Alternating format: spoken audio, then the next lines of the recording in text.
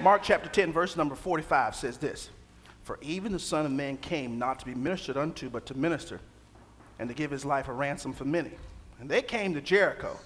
And as he went out of Jericho with his disciples, a great number of people, blind Bartimaeus, the son of Timaeus, sat by the highway side begging. And when he heard that it was who? Jesus. See, here's the deal. I want y'all to get this now. It didn't say when he heard Jesus. When he heard that it was Jesus. I want you to understand that that hearing is something happening in the spirit realm. See, when that man heard that it was Jesus, something in his spirit leaped. Something in his spirit said, this is the day. Saints, I'm trying to tell you, I don't know how long you've been waiting, but you better know when this is the day. He heard. Began to what? Come on, saints, who got your Bibles? Began to do what? Notice what you keep hearing. These cries are coming out of the earth. Because somebody sensed there's been movement in the spirit realm. But until we get it in the natural realm, what's happening in the spiritual realm don't profit us. It's not enough. See, don't keep coming to church dancing and shouting about what's been loosed in the heavens. Baby, I need this thing to be loosed in the earth. He began to cry out and say, Jesus, thou son of David, have mercy on me. Look at the response of people. Verse 48. And many charged him that he would shut up. But what does it say he did? He didn't say, why y'all picking on me? He said, you know what? You didn't see what I saw. You didn't hear what I've heard. See, the reason why you think I'm down here, you think I'm down here looking for some pennies. No, you think I'm looking for a quarter? This man got way more than that.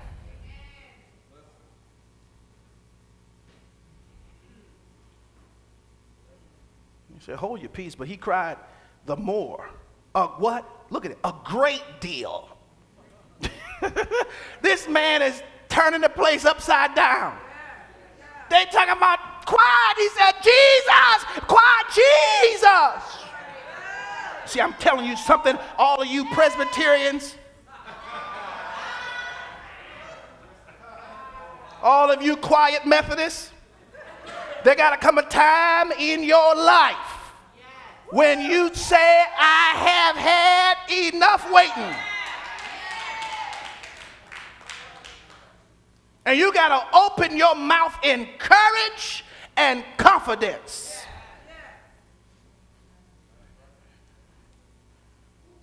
Verse 49, Jesus, look what he did now. Stood still. Commanded him to be called. Let me tell y'all something. Look at your neighbor and say, he stood out. Now, y'all, don't lose the story in the story. Come on, you gotta, to get this story, you gotta go back and see verse 46. And as he went out of Jericho, his disciples and a great number of people. So you can't lose that.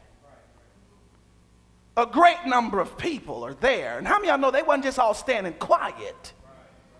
So you know how folks are when a superstar or celebrity is going by? Jesus is popular because of what he's doing. And folks is making all kind of noise. But this man's cry stood out over all their noise. And Jesus said, call him.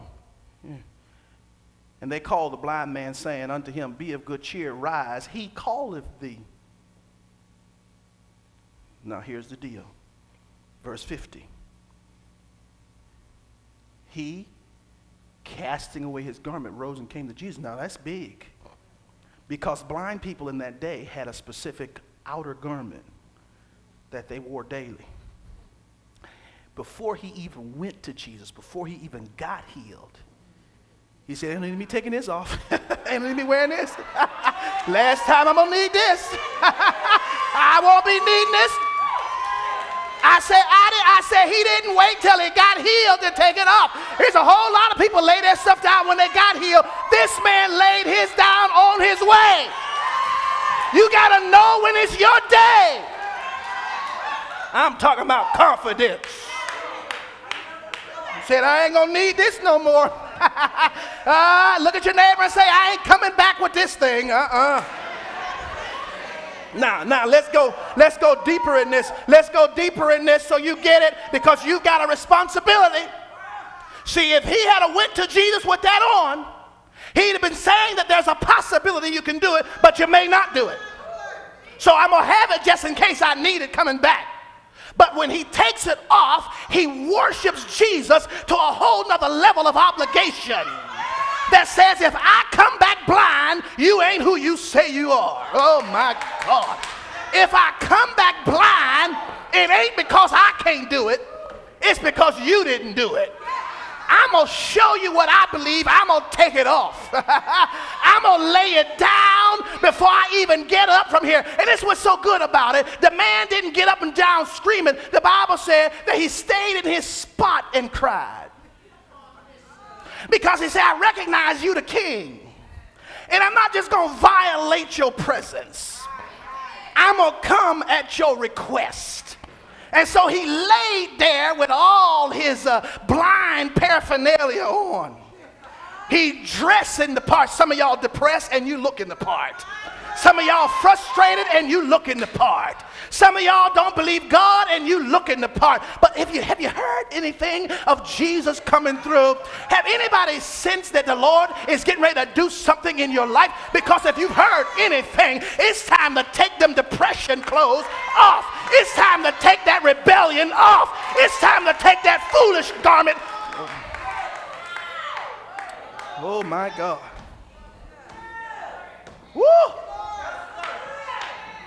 He took it off. High five somebody and say, take it off. Now, listen. We're not saying take it off just to hype them up. We're saying take it off in expectation. Take it off because it's getting ready to be a change. Take it off because God's getting ready to do you a favor. Take it off because you're getting ready to come out.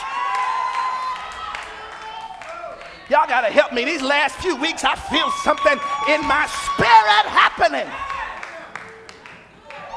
Look at your neighbor and say, it's time to take that mess off. You ain't got time to be mad at her no more. You ain't got time to be frustrated with him no more. You got to take it off because God's getting ready to do something fresh. God's getting ready to do something new in your life. Take it off.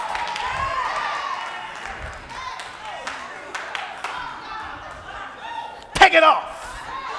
What they did to you, take it off. What they said about you, take it off. Who ignored you, take it off. Because you're getting ready to stand in front of Jehovah Sabaoth. He don't guard mess, he guards glory. And he don't have time. If you want to stay bitter, you better back up from Jesus. If you want to stay depressed, back up from Jesus. But if you getting ready to step to him, look at your neighbor and say, it's time to step to Jesus. If you're getting ready to step to him, you can't afford in this season of your life to keep having people dialing your phone number, talking about what this, that, and the other that's going to depress your spirit. But it's time that I say, wait a minute, I'm moving forward. And I hear what the enemy is trying to say, but what he's saying can't stop me because I took that garment off. Now, some of you don't have the garment off yet, but you got one arm out, and the devil is trying to convince you that it was safer when you had it on, but the devil is a lie. I said the devil is a lie.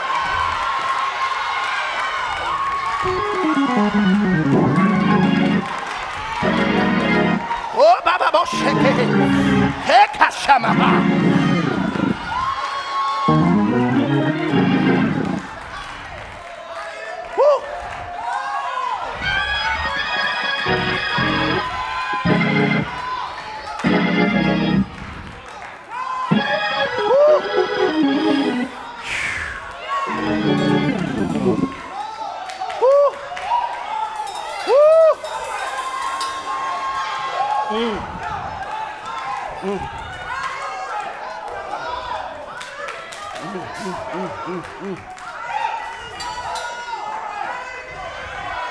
You can't stay stuck.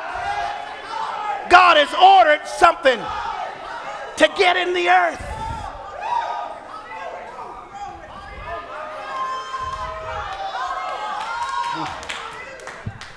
Sit down a moment. Sit down a moment.